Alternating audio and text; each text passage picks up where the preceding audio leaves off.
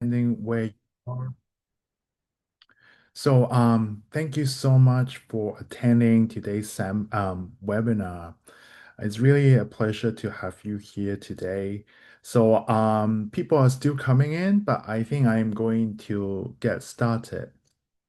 Okay, my name is Ting-Fai Yu, and I am the program coordinator for the Empowering 2SLGBTQIA plus workers in energy project at Private Work Canada. And today we are going to, have a webinar and a panel discussion about the project, especially responding to a report we recently published. So this webinar is conducted in English, and we have a French language webinar being held in April. So please follow us if you want to learn more about our programming and events. Before we begin, just some housekeeping. Closed captioning. So we have closed captioning available in English and automatic French translation captions, thanks to 3Play Media. To access, hide, and modify the settings of the English captions, you can click on the More button in the Zoom control bar and select Captions. Click Show Captions to fill the live captioning on your screen, and you can access the English captions and French captions via the stream text link also shared in the chat. This is a Zoom webinar, so the presentation is being recorded, which means that it will become available to attendees. Every one of you are proud partners as well as community partners. So participants' cameras and microphones are automatically switched off. You can engage with us. Um, the panelists, the moderator, which is me, Pride Work Canada staff. So today, my colleague Quinn will be assisting me and to be communicating with you if you have any technical issues during the event, as well as you can also communicate with fellow attendees as well using the chat function. As you can see, the icon with one text bubble in the Zoom control bar. You can also submit your question using the Q&A function in the Zoom control bar. So if you have any questions, please utilize that function. And if you experience any issues throughout the webinar, please let Queen know in the chat. Before we begin, I would just want to give a land acknowledgement. Pride Work Canada operates on the unceded, stolen, and treaty traditional territories of hundreds of diverse Indigenous communities and nations, which include Two-Spirit and LGBTQIA plus Indigenous people. We recognize there are multiple barriers that impact Two-Spirit and LGBTQIA plus Indigenous people in accessing meaningful, affirming, and inclusive employment. This study was conducted across the country and engaged people living and working on unceded, stolen, and treated lands in several regions. In particular, most of this work was done by researchers living, visiting, and working on the unceded and ancestral territories of the Musqueam, Squamish, and Tsleil-Waututh nations in what is colonially known as Vancouver, on treaty land, which encompasses the ancestral and traditional territories of the Blackfoot Confederacy, the Aethka Stony Nakota First Nations, and the Tsuut'ina First Nation, in what is nowadays known as Calgary, and on Treaty 40 land, which encompasses the traditional territories of the Atawandawan, Wendat, Haudenosaunee, Anishinaabe, and the Mississaugas of the Credit First Nations, in what is nowadays known as the Halton Pute region. Pride Work Canada. Through dialogue, education, and thought leadership, Pride Work Canada empowers employers to build workplaces that celebrate all employees, regardless of gender expression, gender identity, and sexual orientation. So we are here to help create safer and more inclusive workplaces that realize the full potential of all employees, regardless of their gender identities and sexual identities, and bring down barriers to employment. Our learning, networking, and community events happen across the country. celebrating, and connecting the most inclusive Canadian employers. So please visit our website if you are interested in learning more. So this project is supported by the funding of Women and Gender Equality Canada, and we are also in close partnership with EHRC, which is the Electricity Human Resources Canada. So today's agenda. So it is an hour and a half, and we are going to begin with some research highlights for about 15 minutes, and then we will move on to the panel discussion and then the Q&A session. If you have any question, we can definitely discuss that. So, just a very brief introductions of the three panelists for now. I'll give a full introduction later. So we are really, really honored to have, three very distinguished panelists representing different regions and different sectors to speak with us today. So we have T. Albino, who uses they, them pronouns. We have Mitch Bowers, who uses they, them, he, they pronouns. And we have Témoc Vega, who uses they, them pronouns. I will give, full introductions of the three panelists later. So now I just want to give a little bit of an overview of the project. I want to, talk to you a little bit about the background of the project and what we have found, as well as our recommendations. So, this is the project timeline. So there are basically two parts to it. There's the research part and there's the consulting part. So the research component has already been accomplished.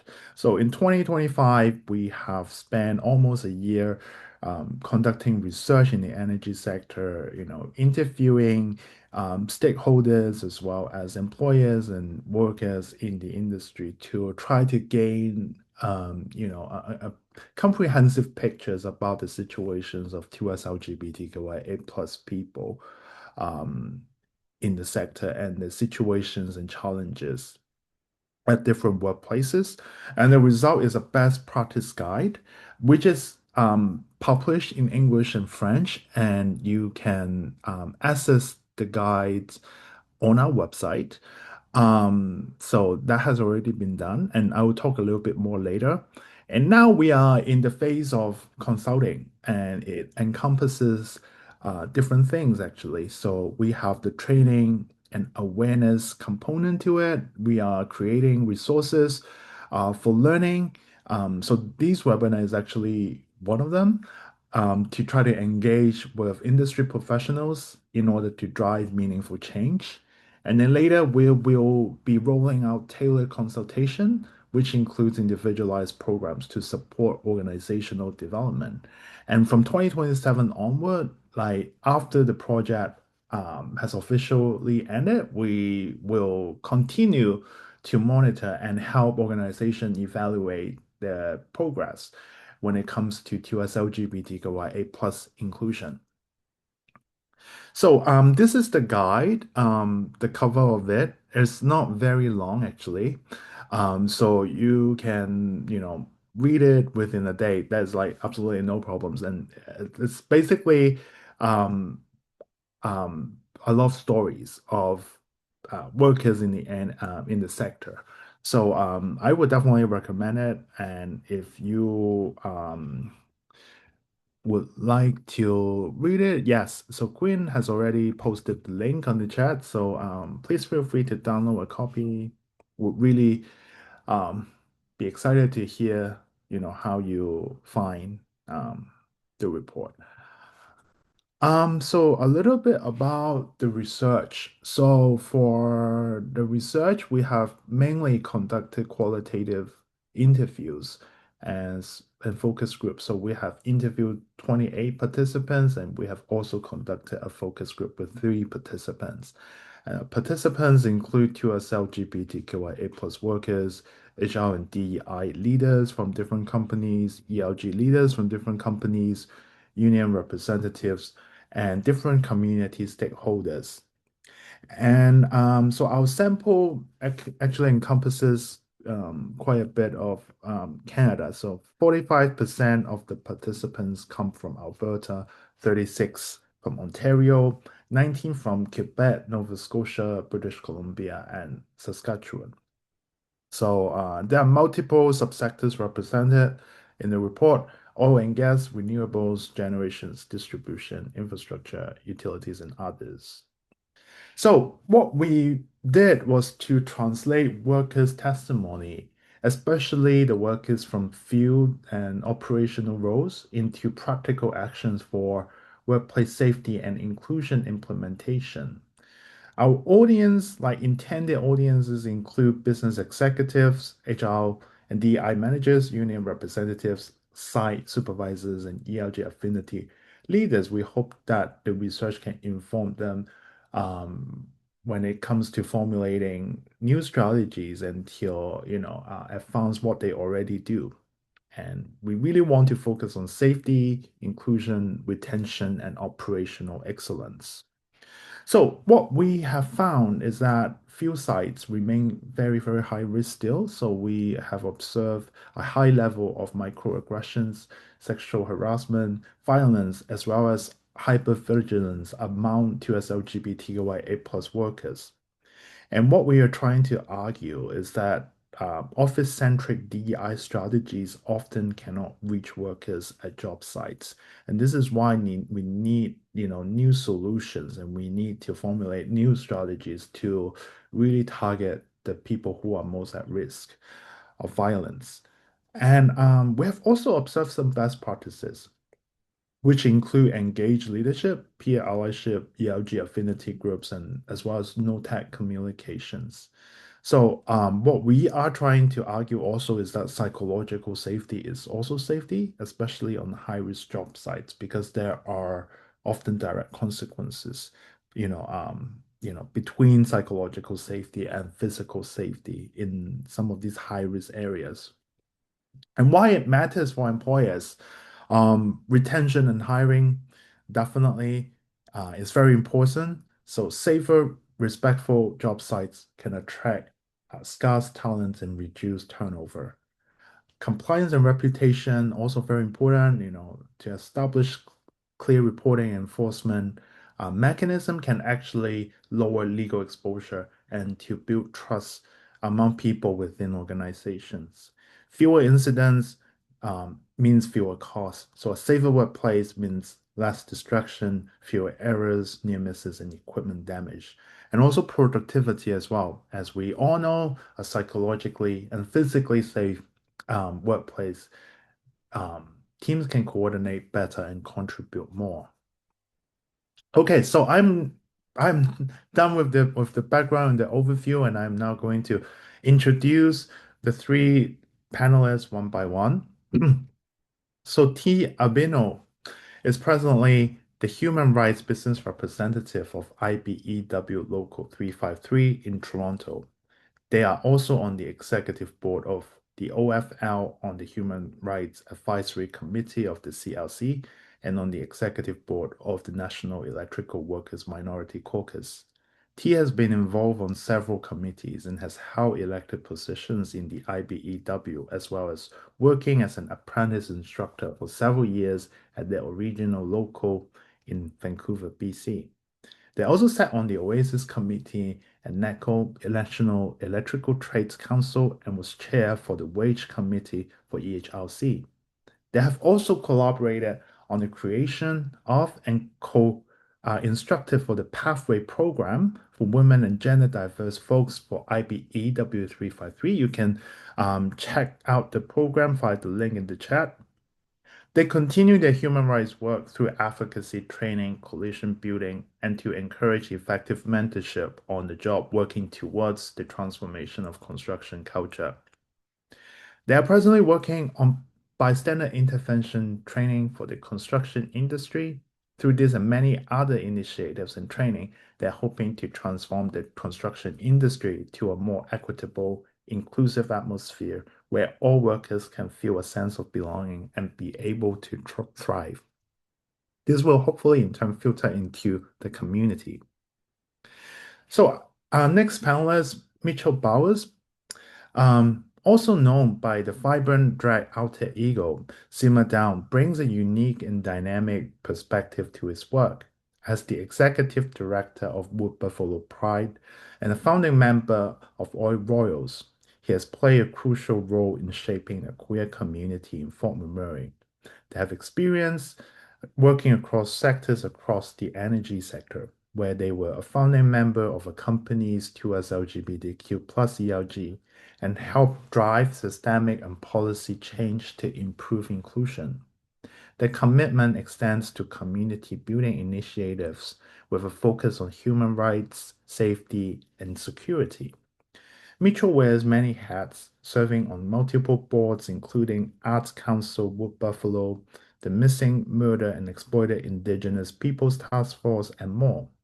Beyond being an advocate for inclusion, Mitchell is a seasoned performer with over 10 years of experience as Simmer Down, a captivating Métis Two-Spirit drag queen. Mitchell is a champion for 2SLGBTQ plus inclusion and Two-Spirit visibility. So last but not least, we have Témoc Vega. PhD is the Learning Development Coordinator at the Electrical Contractors Association of Ontario, ECAO. With a background in research, critical policy analysis, organizing, and teaching, they are building an educational program designed to actually work for ECAO members and their teams. Beyond just improving efficiency or meeting compliance requirements, the MOOC is focused on helping electrical contractors create workplaces that are inclusive, fulfilling, and collaborative. At the heart of this work is a commitment to build a genuine culture of learning where workers at every level feel valued, empowered, and supported to grow in their current roles or advance into new ones if they choose to. So, now we are going to move on to the panel discussion session. So, it is going to take 45 minutes and it's really, really flexible. So, I'm going to so start with, a very, very fundamental basic question. So, for the three panelists, so what do you think are the biggest barriers to 2S LGBTQIA plus inclusion in the energy sector right now? So, T, would you want to begin? Sure. Um, so I think one of the biggest barriers at this point is construction culture. So, we have as part of the culture, a very male-dominated culture, you have a lot of homophobia, but it also includes racism, sexism, particularly transphobia has been, all over North America has been getting worse and worse. We have lack of follow through on policies, but I think we're going to deal with that in one of your other questions, so I'll leave those comments for later. And people will stay in the closet as well. People are very fearful, especially gay men who work on job sites are very, very fearful of being out or outed on the job site. They tend to be and also I wanted to mention that the unique thing about construction is there's no seniority. So because there's no seniority, a lot of bigotry can be hidden in shortage of work. So they could, if they don't like you for whatever reason, whether it's racism, homophobia, any of those things, or for they don't like you for what reason, they could just say, "Oh, we have a shortage of work. We're laying people off." There's no seniority. They can choose anybody they want to. So, and we know people who've been targeted in that way too. When you see mostly women and people of color and queer folk being laid off from a job, yeah, your suspicions start to rise. So I'll leave it there. So I'll leave time for other folks to answer as well. Mitchell, would you want to jump in?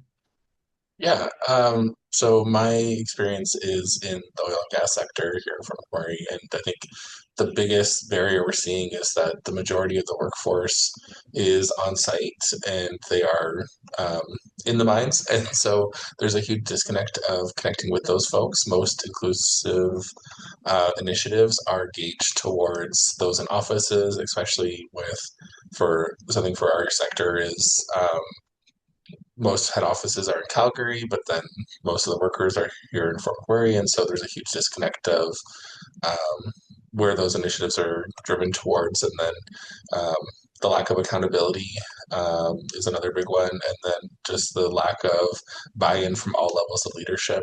Um, we see you'll sometimes have some at the very top who'll do it and some in the very middle, but it needs to be from all levels, um, and have it as and actually put value into the work of inclusion and efforts.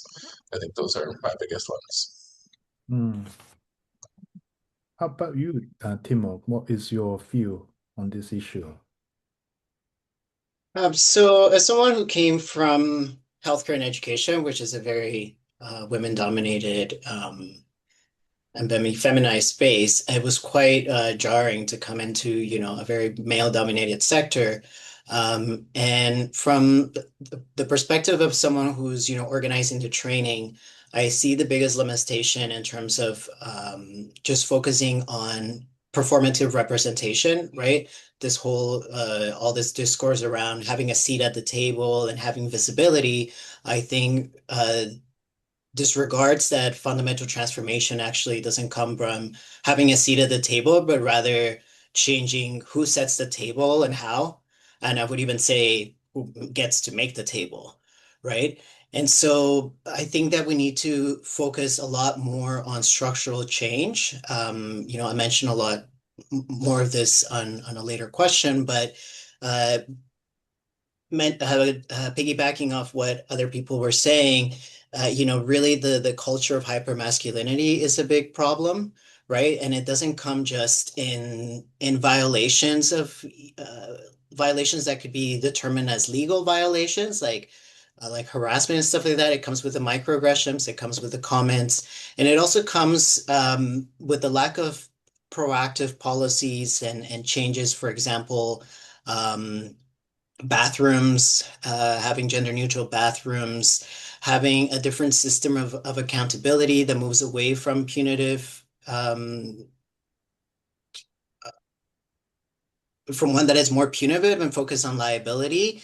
And then instead of just focusing on numbers, we don't really focus on what happens once those people are in there. And are they feeling psychologically safe? Are they feeling physically safe? So I think that uh, there's no, I don't have a problem with representation. The problem is that that's all that we're focused on. And as soon as we meet a certain quota or we have, instituted a mandatory training of DEI that someone can just, click through really quickly and complete, there's no real, like, it doesn't really translate into change behavior. Yeah, so thank you so much for all your input. So, like from the accounts of the three panelists, we can actually see that the barriers are really multifaceted. So, on the one hand, we have, the issue of culture. So, how we can drive changes in terms of how people think about, people in the industry and how people are supposed to behave in the industry is one factor. We have also the lack of protective mechanism to protect 2SLGBT 2SLGBTQIA plus people and other marginalized communities from these biases that are invisible, but they are actually doing a lot of great harm. So how can we really mitigate that is a question for sure.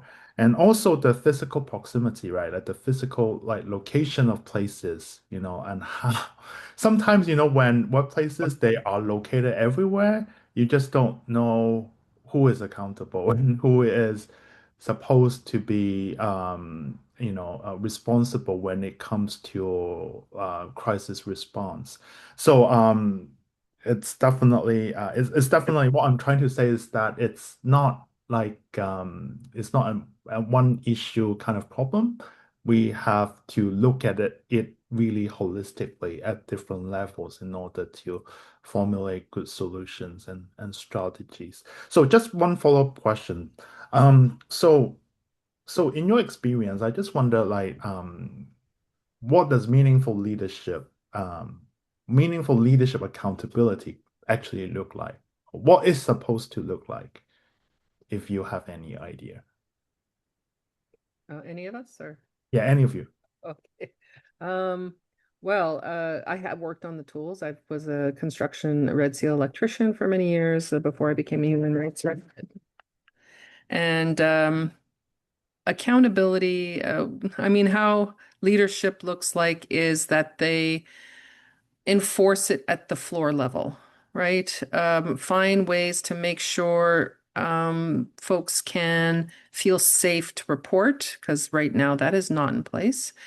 So implementing, I think in Alberta they have something called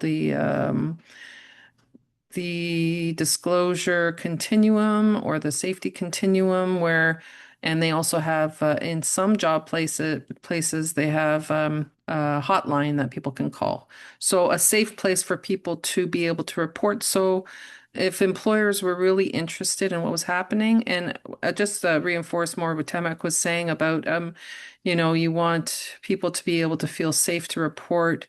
You want the mental health, all that, all the business case, right? We all know that's there. You said it in your report as well, Ting. Um, and like that safety to report, the business case is there. It's smart business. Okay. I care about the people and the members and the workers. But it's also, if they were more progressive and figured it out a little bit more, that it's actually a really strong business case, like you were mentioning in your report. Accountability would mean if you don't have, and I think Tamak referred to this as well as Mitchell, if you don't have people feeling safe to report, their mental health is going to be affected. It's going to affect their safety. It's going to affect their focus. It's going to affect all these things. And so the consequences need to be there. You have to have some kind, I don't mean get the person fired, but maybe the next step is training or just have a progression of events that can happen, because without consequences, we won't have change. We won't have systemic change. And I also mentioned, I think to you, the bystander program. So the bystander, I just actually met with the Minister of Wage yesterday for this bystander training that the interval house has been engaged in. And so that can help accountability as it happens. If you have your members trained on how to step in when something's happening, now you have it stopped in its tracks at the very beginning moment, so it can't escalate, right? So if you don't have accountability, you don't have people stepping in, saying something when it happens, then, and also consequences, then you have an opportunity. People won't take it seriously and they'll repeat their behavior. So the bystander piece, I think, is super important on the job. And as an electrician, I know most of the people I work with are decent, wonderful people who don't know what to do. They don't know the tool. They don't have the tools. So I think all the tools you're providing and other places are providing. I know the ECAO is trying to put training into place with Témoc, which is, I'm really glad they hired somebody with such expertise in their area. And so I think by working together, contractor, union, workers, all of us work together, that can help with the accountability. Sorry, that was a bit of a long-winded answer, but there you go. Okay.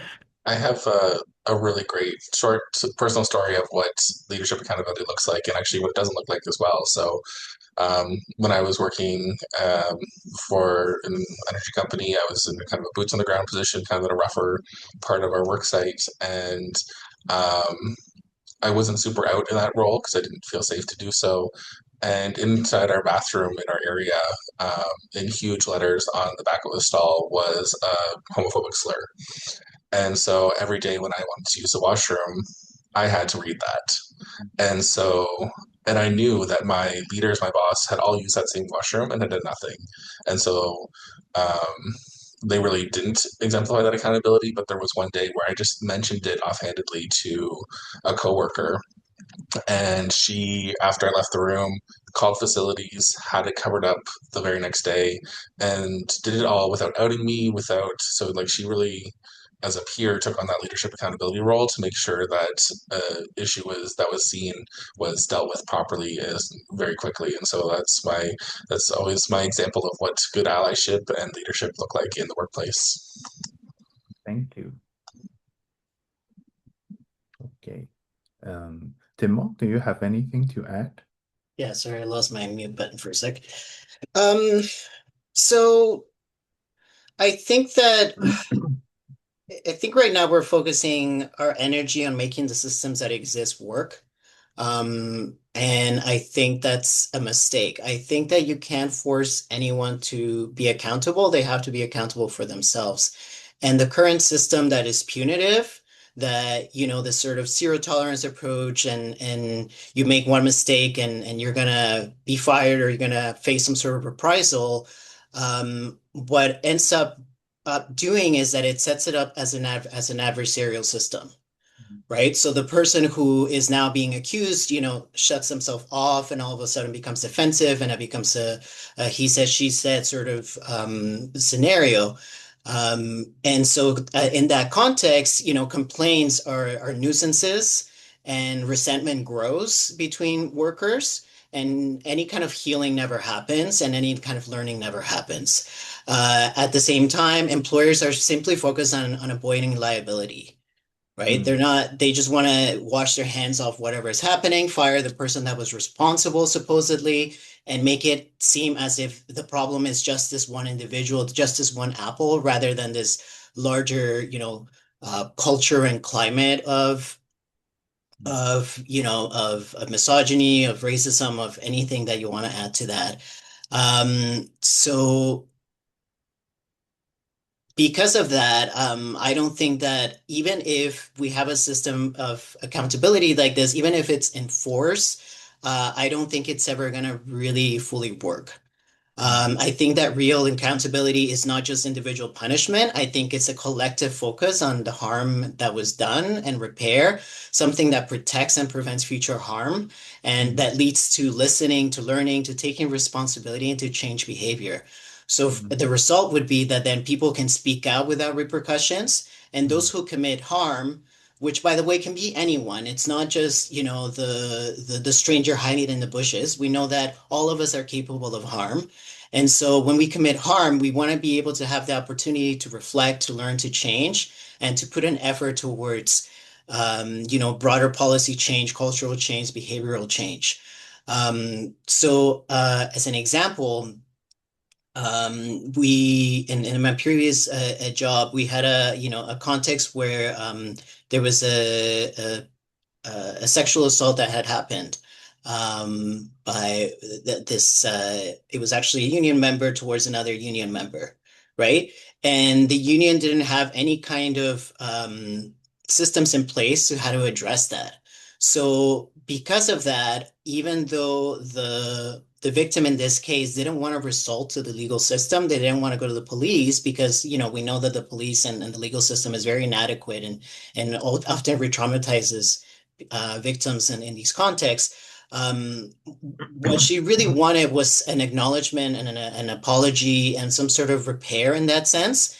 But because the union was unable to put that system in place and she had to resort to the legal route, it immediately cut off any kind of possibility for the perpetrator to, self-reflect, acknowledge, and change their behavior. They immediately, shut the door and became really defensive, and it became, an argument of facts about what had happened, rather than, hey, some harm was caused here, and how can we acknowledge that and come together and heal as a community, rather than just putting it all on this one individual as if it was, obviously they cause harm and there needs to be something that happens about that. But the climate and the culture that led to that and normalized that wasn't just this one person's responsibility. Absolutely. So I hear two things from the responses. So on the one hand, it's really the curse of knowledge. You don't know what you don't know. If you don't know how to protect yourself, in a work environment, through legal means, through whatever other means, you just don't know how to do it, right? So like education is something that we really need to work on. And on the other hand, is the culture of psychological safety.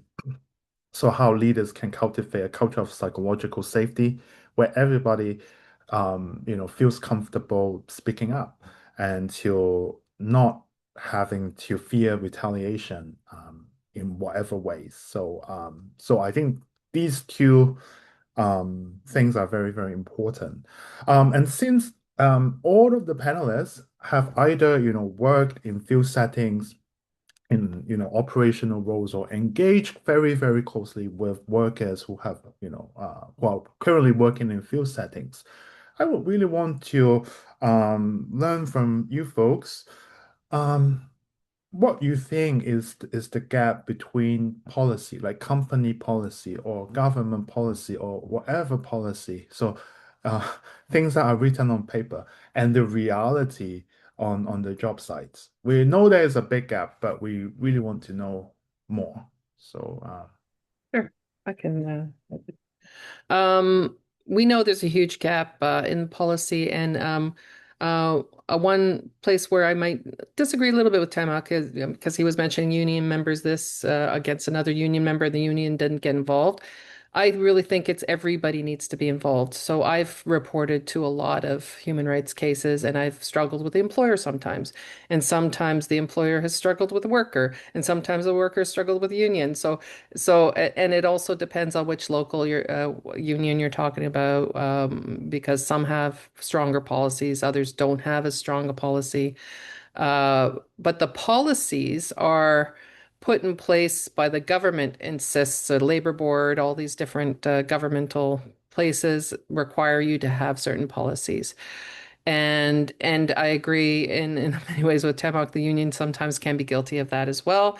Not in and we have human beings involved. We have human error involved, right? So we have humans. You may have this rep or that rep or the who might handle things a little bit differently, may have all their own biases. So of course we have our union reps who come with biases too. And employers and forepersons and journey persons and all these different elements that get involved. And when I say consequences, I don't mean punishment as earlier. So the policies need to have some consequence when somebody does that. So, and it doesn't have to mean they get fired, or that it could be that, okay, let's have a discussion. That's the consequence. We're now going to get together and talk about how this was inappropriate. And if you can start it at the very beginning when things start, that consequence, it might that happen, which is the conversation to say this is not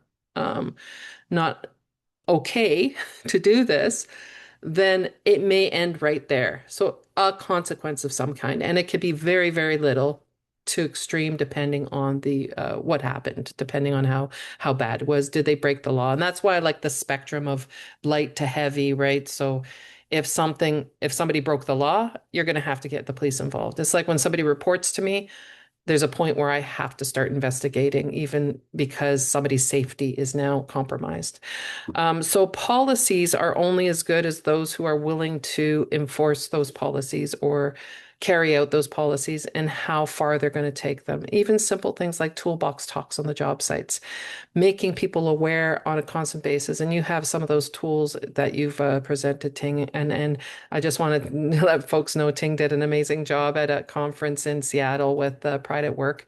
Came and presented their project with many of our Electrical Workers Minority Caucus folks, with also Pride USA, and you really brought that forward, right? Like how the tools. So having it's so multifaceted, and that I do agree with Témoc. Like and Mitchell, we need to get we need to pull together and understand, like have conversations. And that's one of the, we actually belong on a committee together, Témoc and I think that's really important work to have those conversations between union and contractors, and because we all care about the workers. So the gap in the policy, it's basically how does it get enforced on the job floor? How do the people, the workers, actually see that those policies are being placed and worked on as they're working?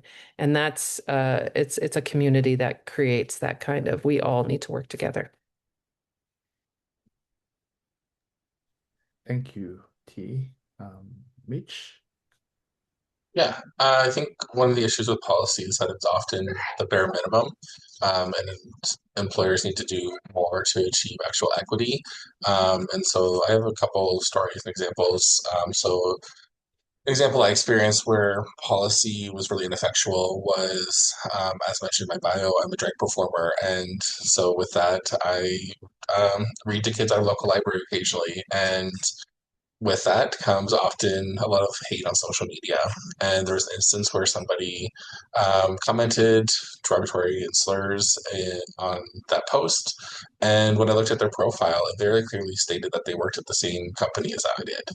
And I was like, oh, this is a coworker. This is somebody that I could see in my everyday going to work. And this is the things that they said about me on social media. And so I brought that forward to HR. And what came of it was HR came back to me and said they didn't violate the policy because they didn't do it on work time and they didn't say that they were representing the company in their post.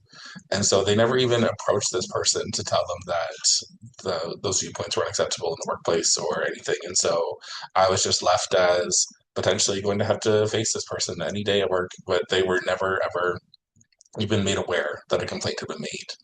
Another example I have is so I was part of our ERG committee, and I was in a role of doing a lot of peer support in that. And there were some colleagues who were coming out brand new as coming out as trans, and they were really struggling to navigate how to do that in the workplace. And at one point, actually, one of them was told, "Oh, go to this person. They just came out a year ago," and so that fully disclosing somebody's but that was totally inappropriate.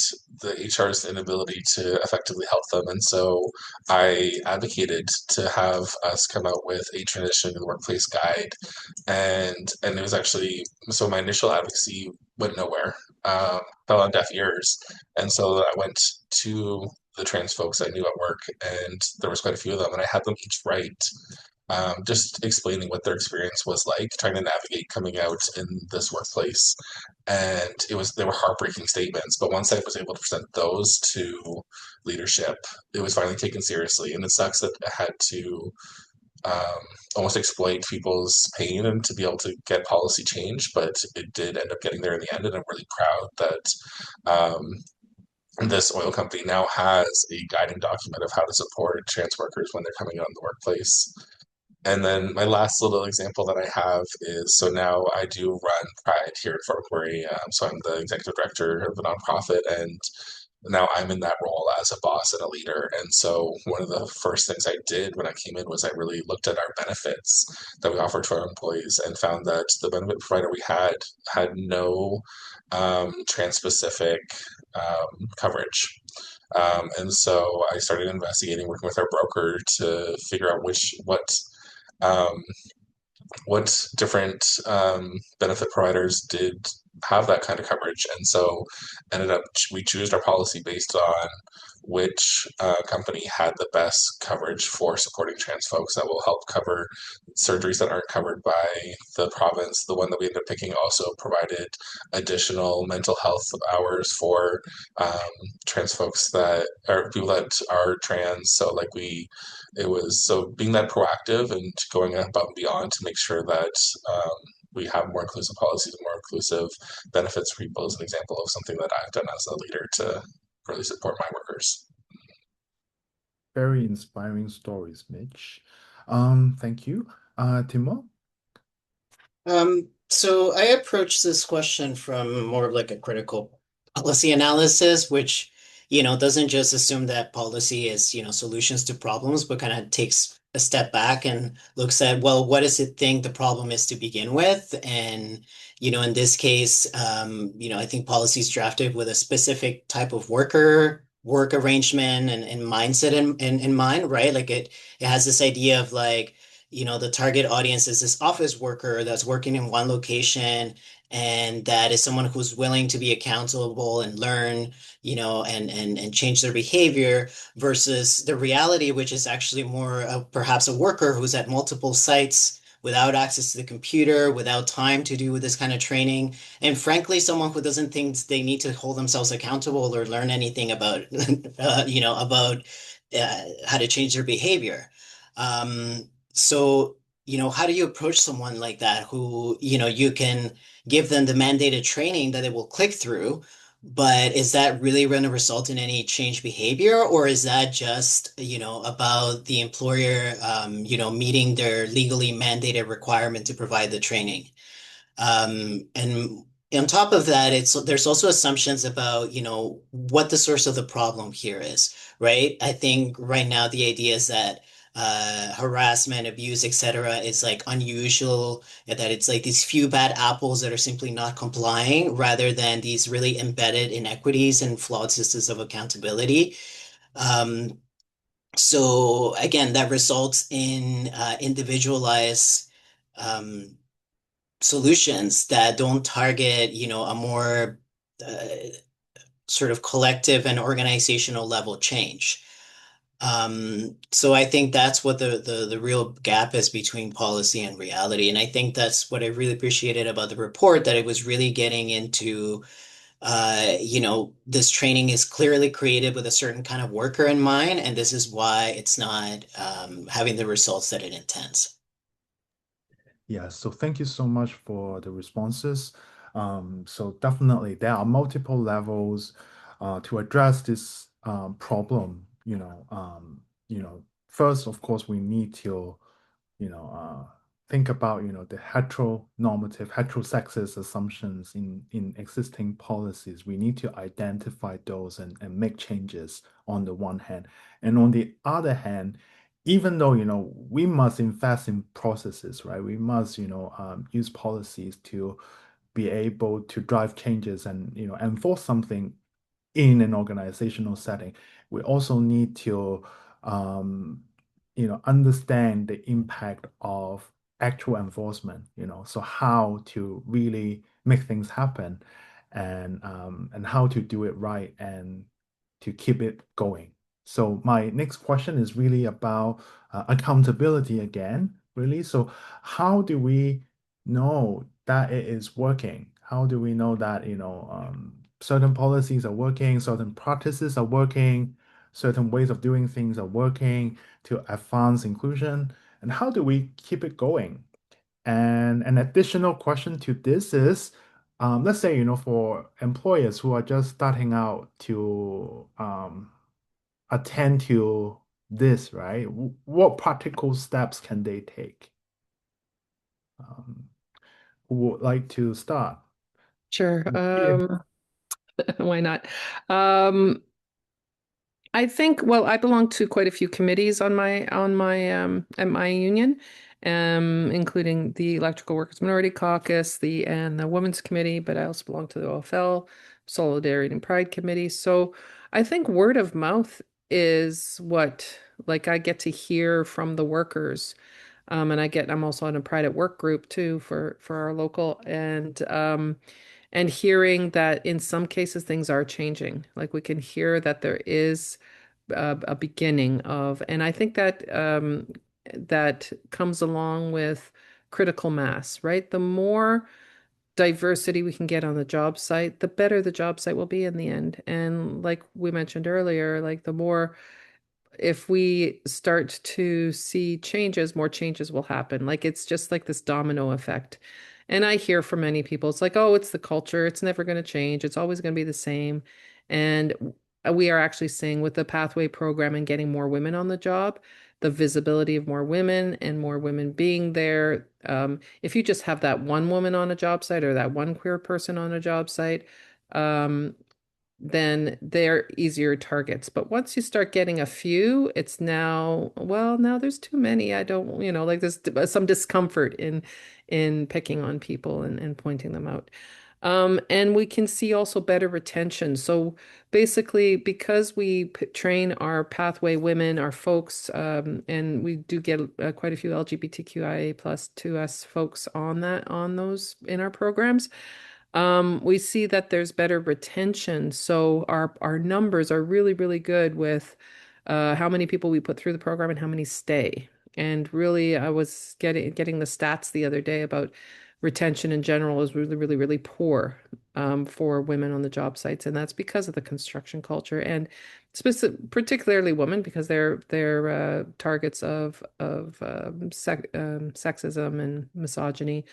But the trans folks too, like the trans and the bathrooms, I think was mentioned earlier, right? Having the access to all gender restrooms and for folks so that they don't feel I have that problem. Just like I go into public places, any like an airport or whatever. Well, airports aren't bad because at least they have the the um the handicap bathrooms, which sometimes have the all gender signs on them.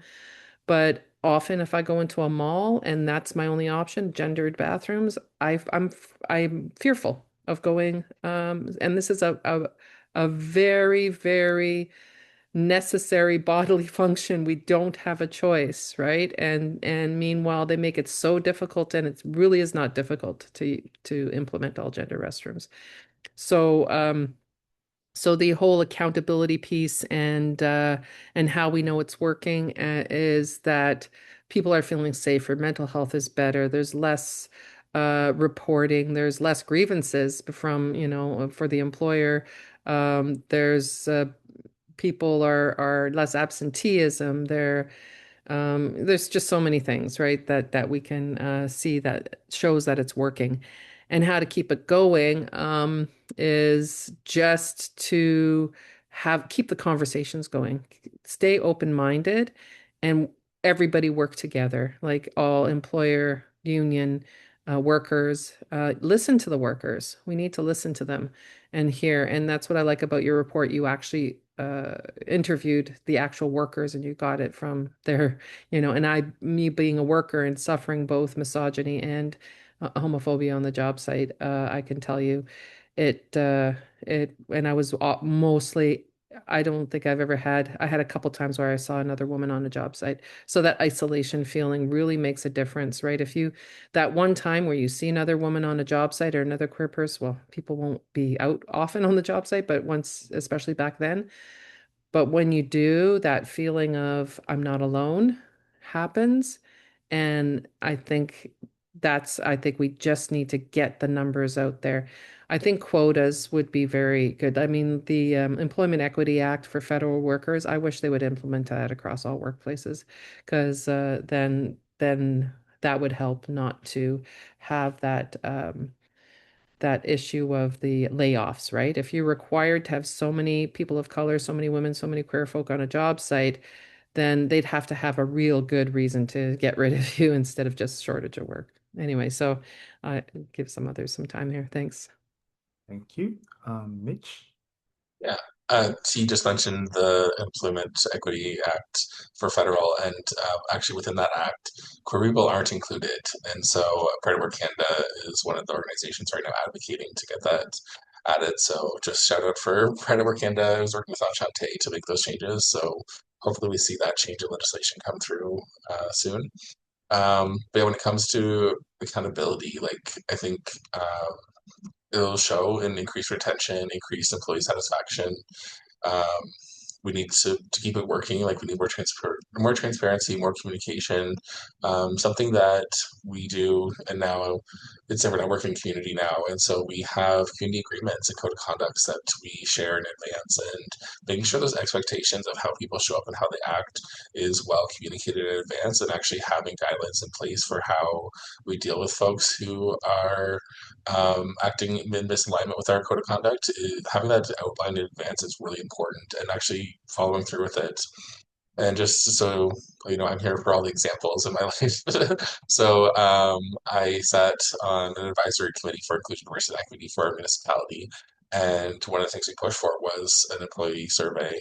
And what came back in that data, what stood out to me was zero employees reported as self-disclosed as being gender diverse.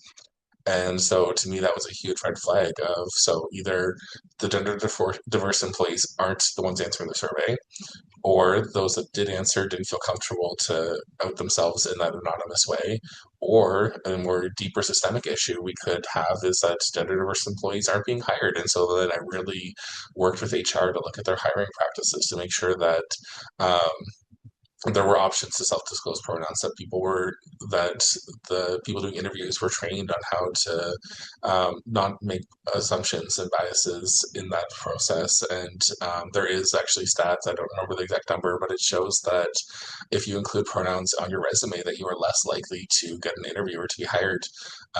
But we've also seen that when you have a workplace that's inclusive and diversity celebrated, that productivity increases, that innovation increases. And so we really need to make sure that those messages are going through to those in the hiring decisions so that they can um, improve, like help make equitable workplaces so that you can maintain those diverse and equitable workplaces.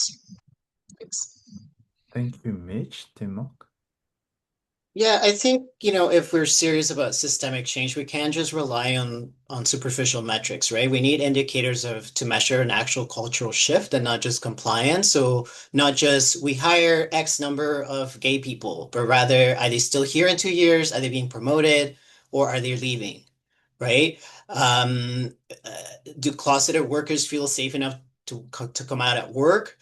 Without fear. An indicator of success for that would be first, for example, an anonymous survey that shows year-over-year increases in reports that workers feel respected and that they feel safe about coming out. In terms of number of complaints, I guess I would qualify that because low complaints on the one hand can mean no problems, but it could also mean no trust in the system, right? So high complaints can also mean there's problems, or it could also mean that people finally feel safe to speak out. So, you need to combine this with, some sort of metric to show that satisfaction in terms of how the complaints are being handled, I would say. In terms of, bystander intervention, not just we did the training, but do you observe a cultural shift where not just the management, but the workers themselves are enforcing these respectful norms? And in terms of accountability outcomes, I mentioned before that it's not just about we fire the harasser, which means the harasser is just going to go to another site and continue to harass, but rather did the harm worker feel like they get justice? The harasser actually changed. The crew learned something about this experience, right? Using this restorative process, which I'm not saying it's going to replace the other system. Obviously, I think the victim or the survivor continues to have access to that, to the legal system if that's what they choose. And in terms of, how do we keep it going? I think it would mean embedding a lot of these principles, particularly, restorative practices to, you know, having that system in place in the collective agreement, in the contract, in the employee handbooks, that it's part of the infrastructure, not just being applied on an ad hoc basis. And it also needs to be monitored on an ongoing basis. Checking in with that person who was harmed if they have experienced any other types of harm. And in terms of the perpetrator, just checking in with them to ensure that they continue to, apply the behavior that they learn. I think we also need to have, as everyone has said, say that it's everyone's responsibility. I think having this worker engagement is very important. And for example, having some sort of workers' council or something where these things can be discussed at a wider level. I think that's what the toolbox talk would kind of it's analogous to that. Um, and I mean, and the next thing I'm going to say, and I think this is where I need to say that this is my view and not the views of my organization. I think the panelists here I would be open to them channeling me on this. And I think it has to do specifically with, when we're looking at industries such as mining and oil and gas, right? That we're trying to make these industries inclusive at the same time as these industries are, exploiting, the earth and indigenous land and displacing indigenous people. And we know that there's like a very strong correlation between these industries like missing murder, Indigenous women and girls, right? So I think in that sense, the true test of their commitment to accountability would mean not just there's a pride flag at the drilling rig, but rather are they willing to apply the same principles of repairing harm to the land, to Indigenous nations, and to the climate, right? Because until then, workplace inclusion is just going to be another tool of extraction. Is just going to be co-opted and it's going to take our identities and polish their image, right? We talk about pink washing, greenwashing, while this exploitation continues below. And this is going back to the thing about the statement that I said about it's not just having a seat at the table. It's not just, hey, women can be oppressors too, and hey, gay people can be oppressors too. It's more about changing um, how that table is being set. For example, if not if, we know that we need to transition away from oil and gas, right? So how is that transition going to happen? And I think that that has to be also part of the conversation, not just inclusion, but um, uh, you know, facing these contradictions, right? That the industry needs to face. Ting, can I highlight something? I just something Témoc said that I just wanted to highlight. The piece about that I love that they said was on the job site to have that healing happen, right? So that opportunity for and I think that's where we could get the direct supervisors trained to know how um to moderate those conversations or mediate those conversations and have the tools available so they have, if it's a checklist, whatever that would be. But that is the best lesson. Témoc was saying, having like a punishment part, people will now get all defensive and they'll go on the take sides and stuff like that. But if it's like, how do we create healing and moving forward and a healthy workplace? It's like, okay, this was unhealthy what happened here. How do we make it healthy and engage the workers in? And I just really love what Tabak said there because I think that is a super important piece. The bystander stuff is like, that's what that could be, right? How do these bystanders step up and say, hey, that's not cool. I'm not really good with this. Let's deal with it. So I think we're both definitely on the same page as that, as well as some of the stuff that Mitchell was saying as well. So thank you. I just wanted to highlight that. That was fantastic. Well, thank you so much. So this is really the last question and is actually a follow-up question to the previous one. Systemic change requires systems. I just wonder, like, washrooms, for example, it's a system, right? Like in the report, through the research, we have learned that, washroom is really an issue for gender diverse folks, and they play a crucial role in enabling a safe work environment for many people. So I just, wonder like what systems or changes can not only help 2SLGBTQIA plus people, but everybody. So it's really a question about universal design, and it happens at so many levels, right? It can, happen at the level of facilities, as well as, the level of policy, as well as other systems. So it is also, related to Témoc comments about intersectionality and solidarity across different identity groups and communities. Yeah, so curious to learn from you folks who would want to. I'll let someone else go first.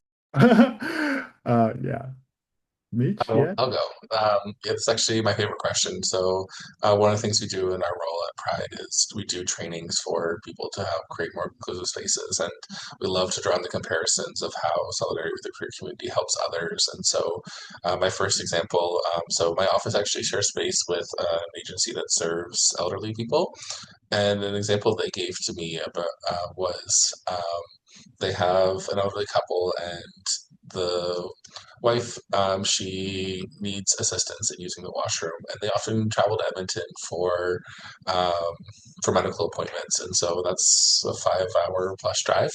Um, And because she needs that assistance, there's only like two gender neutral washrooms on the route. And so, as an elderly person, it's hard to be able to make it between those two stops for such a long drive. And so, when we have more accessible universal washrooms, it helps more of those people in those caregiving roles. I recently actually just saw some discourse online about what do parents, so if you're a dad and you have a daughter who needs help using the washroom, which washroom do you use, or vice versa? And so, when we have more universal washrooms, it's helping elderly, it's helping those in caregiver situations, it's helping parents, it's helping those with accessibility needs. And so it's not just for trans folks, it's for such a large demographic. Another example I always talk about is on our forums and such, making sure that we have a spot for chosen name if we are required to give a legal name. And that doesn't just help trans folks, it helps some people, especially in indigenous communities. We don't go by our actual first names, we go by little names or nicknames. That extends to as well for people who maybe newcomers don't have an English name. They may have an English name that they choose to go by. And so making sure that we have that spot to actually self-disclose what we want to be called, or that also allows for nicknames, shortened names. So like having that spot on all your forms is making more space and inclusion for so many people. And then the last one is really around just inclusive language around family structure. When we stop saying mother and father and start saying caregiver, we're opening it up to kinship families. We're opening it up to single parents. We're opening it up to all sorts of different structures. So just when we can change that language instead of saying brother slash sister, or we can just say sibling. Like, so there's so many small language changes that we can make that are make it so much more inclusive for people of every single family structure. So those are my kind of my biggest ones of like how can solidarity with the queer community help others. Thank you. How about Témoc? Do you want to go Yeah, next? yeah, I can go next. Yes. I know I keep hammering this, but I think it's just very important. Just having a system of that exists parallel to the system that exists right now of restorative justice, right? That it can be some processes, for example, not just at the training level, but also on individual one-on-one coaching. I think that when you have, one of your dudes who's like having a conversation with you about like what you said, why what you said was not okay, you're obviously going to be more receptive to that than, having the employer, mandated person come and tell you that you're a bad person for what you did. Um, I think having that, giving those in management and supervisory positions, not just the training, but also the time and opportunity to engage in those kinds of conversations, incentivizes the person who committed harm to admit they committed harm and to take responsibility for it, to reflect on why their behavior was harmful, and also engage in some level of repair, whether that's at the institutional or cultural level. And that's also going to mean more change behavior, right? And so, just to again clarify that this is not meant to replace the victim's legal rights, uh, but this is just meant as a parallel system that is, by the way, it doesn't just it's not just helpful for uh, for Korean trans people or for women, when there's interpersonal conflict between two cis dudes as well, right? Like when we have a system where they're able to talk to someone about what happened and create that cohesiveness again and that healing, because that does have an impact not just on productivity but also on safety. I believe in the report you mentioned the example of a trans woman uh, uh, who was put at risk because I forgot exactly the details, but the point of the story was that like she feel that if something was about to happen to her, that she wouldn't have the back, the other people wouldn't have her back, right? Or they wouldn't pay attention if something was about to happen to her. So I think having that system of restorative justice is helpful for everyone, not just women, queer, trans people, etc. Yeah, I want to echo what Témoc said about it. what the changes we've made, and it's been true, like they brought porta potties on job sites because women started working on job sites.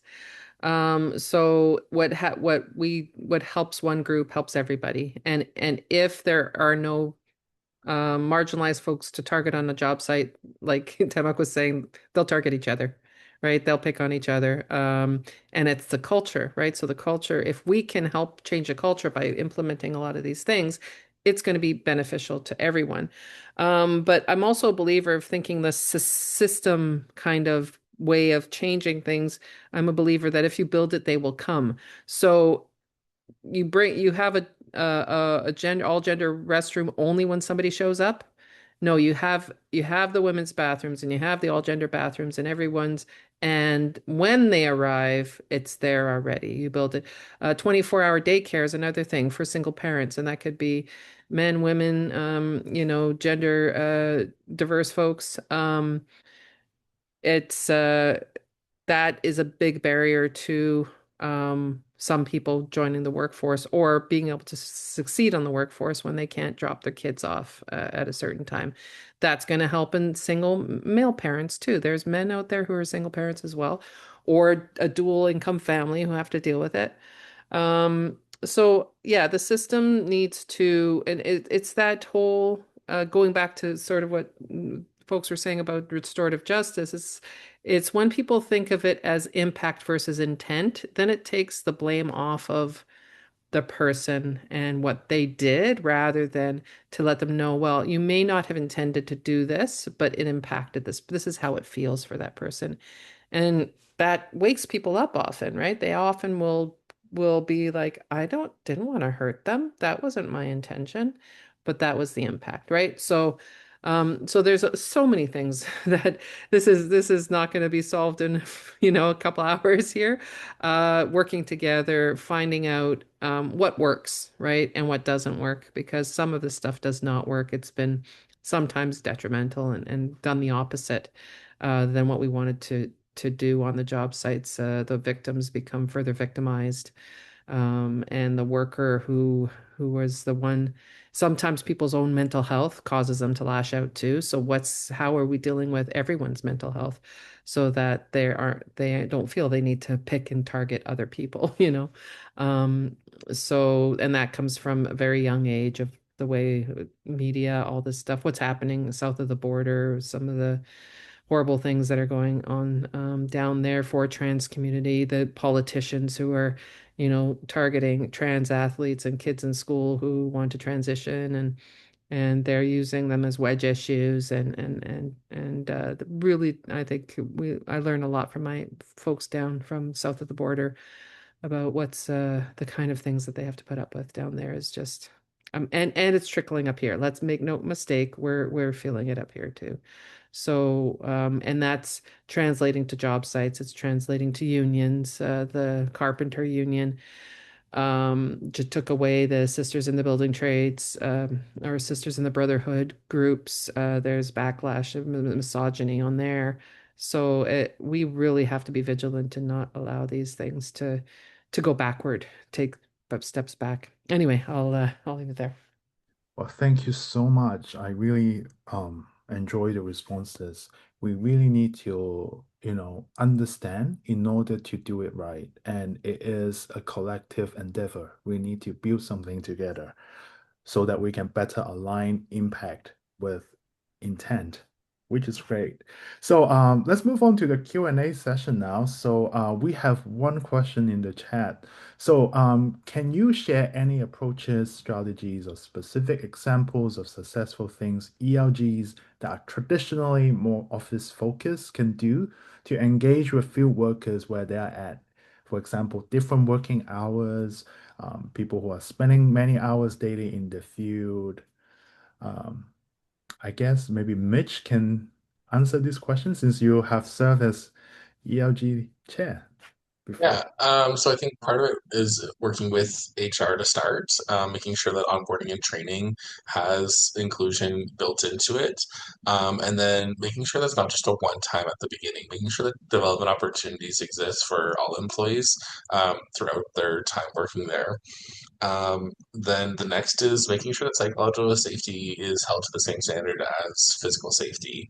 Um, Making sure that toolbox talks are mandatory, that they're taken seriously, that they are ones on inclusion. And when something happens, so when a physical incident happens, there's a full timeout. Work stops.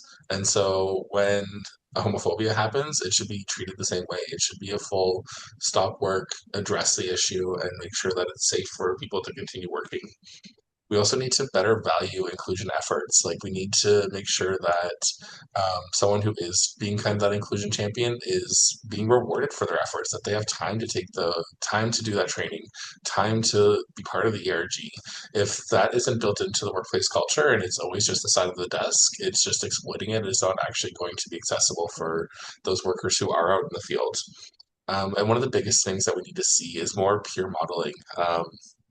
We need to see our peers be inclusion champions, and they need to be recognized for that. Mentorship, whether it's formal or informal, is really important, and that can be from leaders, it can be from peers. We need to see those active efforts to make sure that we're modeling the behavior that we want to see, because that is what's going to most resonate with folks who are in the field. And one of the ways that we can do that is also through making sure we have visible signs of inclusion for those field workers, whether that's stickers for their hard hat, pins, flags in those areas, making sure that inclusion is visible in those areas. And then I mean, I've been on job sites and they've flown the pride flag, and I've heard coworkers say, "Oh, why do they have that stupid thing up there?" And so when someone, especially as an ally, is able to address those comments in the moment and take that as an education opportunity, it creates more safety for queer workers. Thank you so much, Mitch. Anything else you would want to add to Mock and T? Yeah, I wouldn't mind adding, because I heard in the question something about work schedules. I'd like to see more flexibility with work schedules for folks. Like if they have, it could be a child or elder care or whatever that could be. If they could, just okay, so you're going to work 6 hours a day for the next little bit, if that works out for you, or maybe you work a later shift or an earlier shift, or so that whole flexible work hours. I would love to see people accommodate that a little bit more. So yeah, the kind of things that Mitchell said was great. So thank you.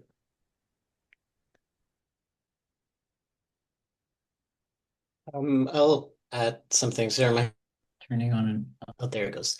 It's turning on and off, so I think okay. But you can hear me okay, right? So yeah, the core principle here has to be we have to adapt to their reality, not expect them to adapt to ours, right?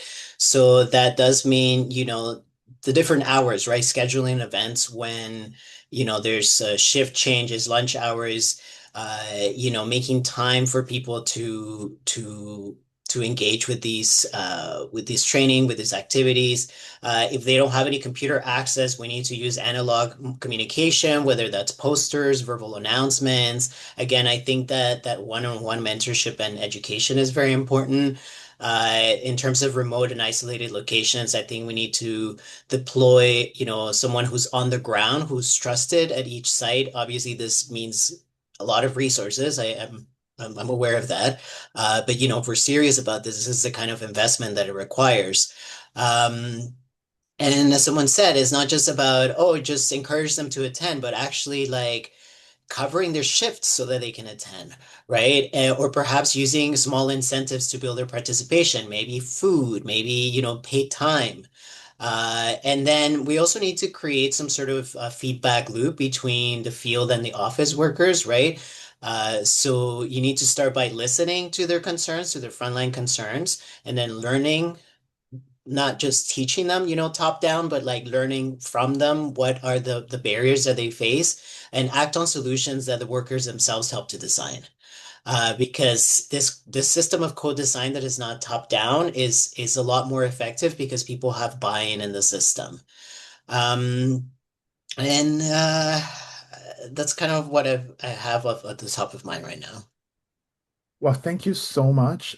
We don't have any more questions, which is great. So we are on time. So I would want to thank, the three panelists for your input, your um, you know, really, really, really important thoughts and your efforts into putting this discussion together.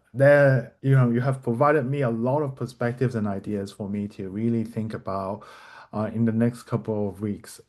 So yeah, thank you so much, everybody. Really appreciate your input. And I would also like to thank the audience for attending, the session. And before you leave, let me just share my screen again. Okay, so just some call to action stuff. So we talked about the guide, the report a lot during the discussion. So if you haven't read it, if you don't yet have a copy, please download it from our website. It's free. So please do that. And you can also use the link in the chat in addition to the QR code. And it's very, very exciting. We are launching our two kits this week. So it's actually on our website now. So it's just been uploaded this morning. So Queen is also going to share the link in the chat. So we have a set of 5 tools that employers can use to advance their inclusion efforts in their workplaces. So please check it out and please share with people who might find interest. So other resources at Pride Work Canada, you will also be able to find the links in the chat, and we will also share the slides to you as well, in a follow-up email. So you can check out a full list of our events and registration on the website, and we also have a lot of different learning opportunities. So we have a lot of other reports, guides, and toolkits. We also have very important programs like the Ambassador programs and the Thrive programs for 2SLGBTQIA plus professionals located in different regions, as well as in different industries. So please, check them out if you are not familiar and if you are interested. So if you require immediate support, there are some resources available. We will be sharing the slides later today as well. So if you have any questions, feel free to contact us. You can easily find our contact information on our website. Yeah, we can definitely continue the conversation.